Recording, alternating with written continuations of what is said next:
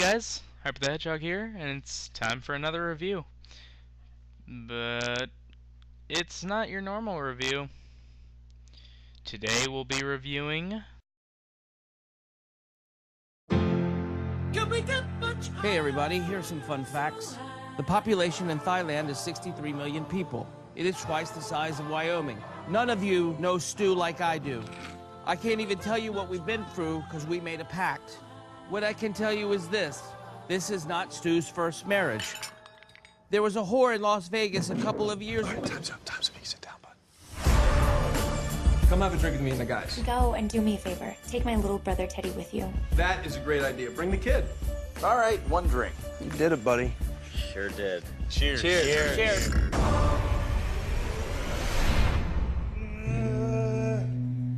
What the hell? Oh, Your hair is gone. No. oh. I'm scared. Stu, come on, get up. We gotta situate. Oh. Where are we? You're gonna freak out, but it's gonna be okay.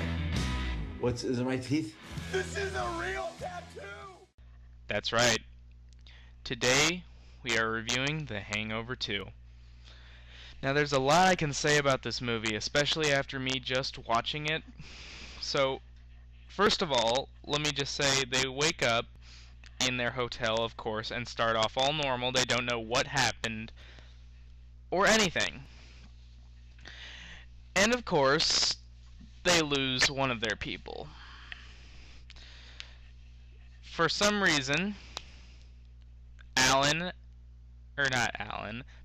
Stu has a Mike Tyson tattoo on his eye now. He has no idea how he got it or anything. So, to go on their search for the missing person, of course, the first thing they would check is the roof, because in the first movie, you know, the person that they lost was on the roof. And when they look up on the roof, they realize he's not there. So they check their pockets, and, well, the adventure begins. The Hangover 2 begins sort of too much like the first one. Although it does have new twists in it and everything, it does just start off exactly similar to the first one. But it does have some very unique features to it. It goes really farther than the first one, I would say. So, first thing, let's talk the actors. Because the actors, of course, are the big thing that everyone looks at. So for these actors, and allow me to pull up my cheat sheet here. I need to pull it up. Alright, so, of course, for these people, for these first few actors, we have Bradley Cooper playing Phil, Ed Helms playing Stu, Zach Galifianakis, I have no idea how you pronounce that, as Alan, Justin Bartha, I don't know, Justin Bartha, that's it, I think, as Doug, Ken Jeong, I think is how it's pronounced, as Mr. Chow, Paul Giamatti, or whatever, as Kingsley, Mike Tyson as himself, Jeffrey Tambor as Sid Gamer, Mason Lee as Teddy, Jamie Chung as Lori, Sasha Barcy as Tracy. That's pretty much all the all the actors that are pretty important that you need to worry about. So Alan was just about to get married until he had a little adventure, or a little drinking night with his buddies, and of course, Alan roofied them. He was originally trying to roofie Teddy because Teddy was annoying to him, and like Alan being the spoiled little rich bitch like he is, he wants to get everything that he has. And he didn't want anything to change. So he just wanted to get Teddy out of the way. Now these actors demonstrate their hate and their love and compassion and anger very well. They're very professional in the way that they go through. Though, for example, Alan, who I mentioned is played by Zach, does a very fine job of showing the fact that he's a very rarely spoiled rich kid. It's like it makes you kind of hate him a little bit. And of course, oh, Stu, being acted by Ed Helms, is such a baby. Oh my gosh. But he does have one really good line, and I'll let it play right here. There's a demon in me. It's true, he has semen in him. I said demon. But you also have semen in you, remember? Not relevant, but thank you, Alan. That is a really good line, because, you know, he's Stu. He doesn't have, you know, he doesn't, how do I say this? He's not exactly the person to, you know, say that he has demons or monsters inside of him, because he's a very chilled and laid back person until he gets roofied. So now that all this has happened, they've gone off on their search for Teddy, and they originally first think, well, maybe we just lost him. It's okay, guys, we just lost him. And they go around searching for him, and of course they don't find him. But on their search, they made one of the most hilarious, disgusting, and awesome things you would ever see in a movie, ever. It's not really just awesome, it's just so funny it's awesome, and so gross that it's awesome. So I'm gonna let that play for you right here. It was so sexy, the way he moved around. I had to ask him to slow down so I don't drop my load too quick. Load? What load? Oh, you know, my sperms. Your English is off. He's talking about my sperm. Where would your sperm come from? From my balls. Hold on, back up. Wait. Are you... Hey, you in Bangkok, sweetie. There's a reason they don't call it Bangkok. Oh! Yeah! Oh, God! Wow. I don't get it. Is this a magic show? That is one of my favorite scenes from the movie. So, of course,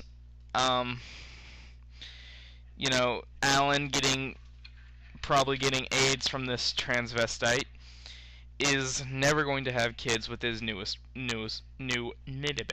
wife. And so this was a big turning point in the movie. It was like, now you hear Alan making references to it. You hear Stu whining and crying about it through the entire movie. And then at the end, they have a really good, you know, reference to it. So I won't spoil everything for it. But you know, you keep watching it. It's not really a movie you are really hooked into, though. That's the bad thing about it. Though it is the kind of movie where it's just like, it goes so far, like it gets so different to the point where you just can't stop watching it. So it lacks in character, but it keeps you wanting for more. So the music that they played through it was pretty good. Of course, though at the end they had Mike Tyson sing a song, and of course back in the days when Mike got his ass kicked and tossed and shot up and, or not shot up, but you know, beaten up and tossed around, it's like, why would you make him sing this song? In fact, I'll let this scene play for you.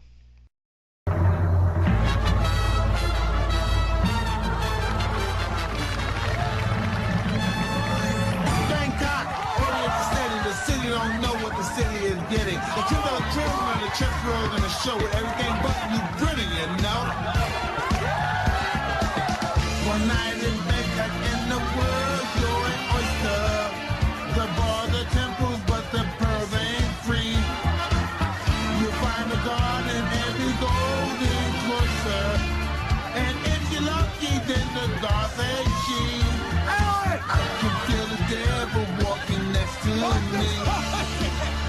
So what do you think? It's insane! How did you do that? My dad had to make a lot of calls, and I told Mike, I said, you gotta do it. It's for my third best friend. Alan, it's amazing. I love it. Thank you so much. We only have him for the night. We don't own him permanently. Understood. One night in Bangkok makes the odd man humble. Not much between despair and ecstasy. I can feel the devil walking next to me.